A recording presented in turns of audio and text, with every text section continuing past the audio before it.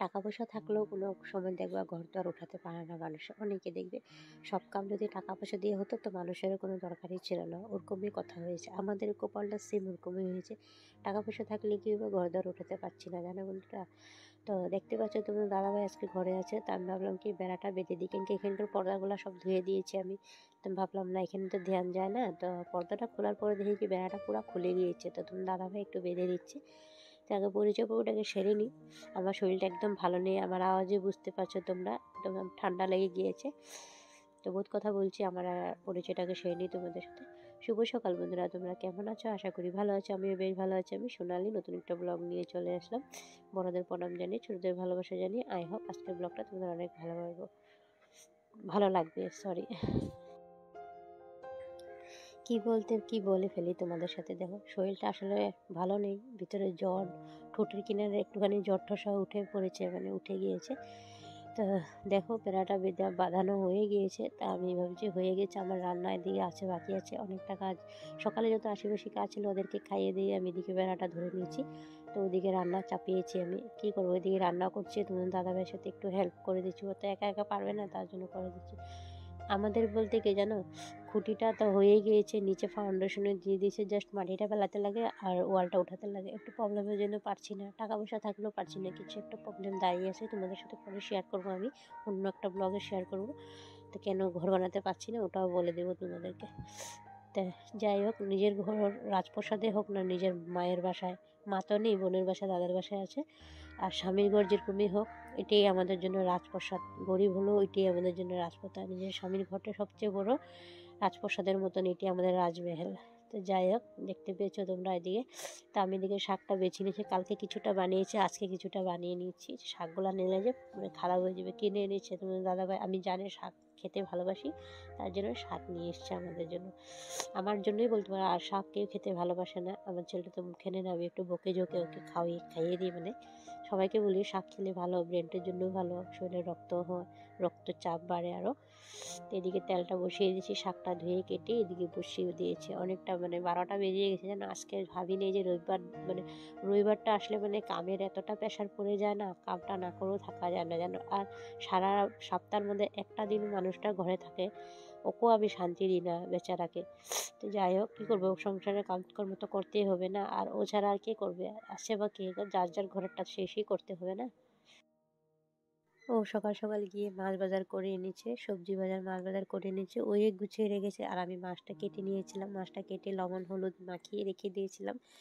তো বলছে আমি চান করবো, কি ওদিকে চান করতে যাবো, ওদিকে আমার জায়ের দুনিয়ার কাপড় ভার করে নিয়েছেন, কি আমাদের একটাই কলের পাড়। তো ও কাপড় ধোয়া হলে আমি কিছু কাজ করতে পারবো আরও।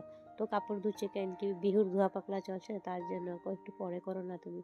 তো আমি তো সকালে এদিকে সব কাম সেরে নিয়েছি, ও তো ছাড়ে নেই, তার জন্য করছে থাক, আমি ততক্ষণে রান্নাটা সেরে নিই। রান্নাটা সারতে সারতে এদিকে যেন অনেকটা লেট হয়ে গিয়েছে।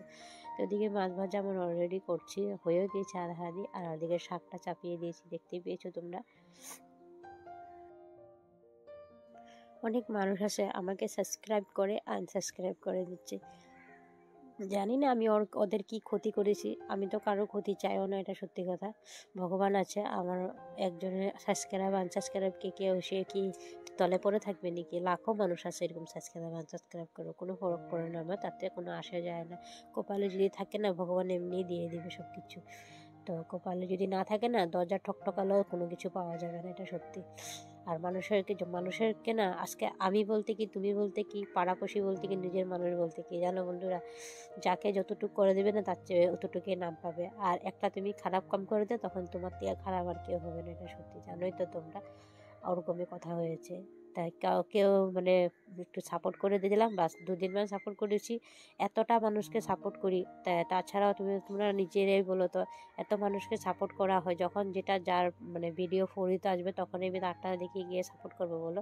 ওর চ্যানেলে গিয়ে গিয়ে সাপোর্ট করলে তো এটা তো আমার নিজের ক্ষতি হয়ে যাবে না? ভগবান যারটা ভিডিও সাজেস্ট করবে আমার সামনে আমি তার ভিডিওটাই দেখবো, তা বলে আমাকে আনসাবস্ক্রাইব করে দিবে নাকি? তো প্লিজ বন্ধুরা এরকম করো না, তোমার চ্যানেলের ক্ষতি হয়ে যাব। কিছু যদি ভুল বলে থাকি তোমরা ক্ষমা প্রাপ্তি তোমাদের কাছে। তো যাই বহুত কথা বললাম, বহুত কামে গিয়ে গেছে। এদিকে তোমার দাদাভাই স্নান করে এসে পড়েছে, দেখছে ক্যামেরাটা অন আছে, যে ও কী করছে সরে গেছে। ওকে বলছি লারো না বাবা, তোমার ক্যামেরা অন করো আগে, তারপর যে করবো। ও মানে আসতে লজ্জা পায় ক্যামেরার সামনে, জানি না। তো মানুষটা বহুতে ঠান্ডা, আমার ভাগ্যে গুণে এরকম একটা স্বামী পেয়েছি। যাই হোক, দেখো এদিকে আমি উস্তা ভাজাটা বসিয়ে দিয়েছি, তিতা কারলা মানে আলু একটু ভাজা বসিয়ে দিই। শাকটা তো অনেকে খেতে পছন্দ করে না, আর ডাল দিয়ে কি খাবে না, তার জন্য উস্তা আর আলু ভাজা করে নিচ্ছি। ছেলেটার জন্য একটা মাছ ভাজা করে নিয়েছি। আর তোমার দাদাভাই ঘরে বসে আছে, তোকে বললাম কি আসো না একটু, ওকে না তোমার ক্যামেরা, কিন্তু ক্যামেরা বন্ধ করলে তোমার ভিডিও সব অফ হয়ে যাবে, আমি অডিয়েন্সকে কী দেখাবো? আসলে না মানুষটা খুব লজ্জা করে, তোমাদেরকে বলেছি, আর ভীষণ লজ্জা পায়, একটা ফটো মারতেও বহুত লজ্জা পায়। মানুষটা খুবই লয়াল। আজকালকার দিনের মধ্যে এরকম মানুষ পাওয়া যায় না, এরকম লয়ালিটি মানুষ পাওয়া যায় না। এখনকার দেখো ছেলেরা ঘরে বউ থাকা সত্ত্বেও বাইরে পরকীয়া করে, তার জন্য বললাম। আর আমার জামাই যদি ভগবানে যদি এসে বলে না তোমার জামাই ওটা করছে এটা করছে, আমি তাও বিশ্বাস করি না। মানুষকে দেখলে বোঝা যায় না এগুলো। তাদের তো আমরা তোমাদেরকে বলছি হয় যে স্বামীর নামে নাম করছে না। বন্ধুরা তোমরা যদি একটু সামনে এসে যদি ওর সামনে একটু কথা বলো না, তোমরা নিজেরাই দেখতে পারবে মানুষটা কতটাই ঠান্ডা। এরকম স্বামী পাওয়া মানে ভাগ্যে গুণের ব্যাপার। যাই হোক, তাই নিজের স্বামীর নাম করছি না, মানুষটা ভালো তার। তোমাদের সাথে গল্প করতে করতে দেখছো আমার শাক ভাজা ডাল সব করে নিয়েছি আমি অলরেডি। আমার অনেকটা কাম এগিয়ে গিয়েছি, এখন বাকি আছে চান করা। এখন এসব করে যে অল্প অল্প সময় গিয়ে দেখি, ওকে বলছি তুমি একটু জলদি করো আমি চানটা করবো। তা এদিকে রান্নাটা অলরেডি আমার হয়েই গিয়েছে আধা হাঁড়ি পুরো, এখন তরকারিটা হয়ে যাবে আরও। তারপর মশলা দিয়ে দিচ্ছি, তা মানে তরকারিটা সাতলাচ্ছি, এবার জল দিয়ে ঢাকা দিয়ে আমি যাব। তোমার দাদাভাই বেড়া বাঁধা হয়েছে কিনা না দেখবো, গোপালকে খাবার দিতে হবে। না সরি, বেড়া বাঁধা তো অলরেডি হয়েই গিয়েছে, তার জন্য তোমার দাদাভাই এসছে এখানে রান্নাঘরে এসেছিলো।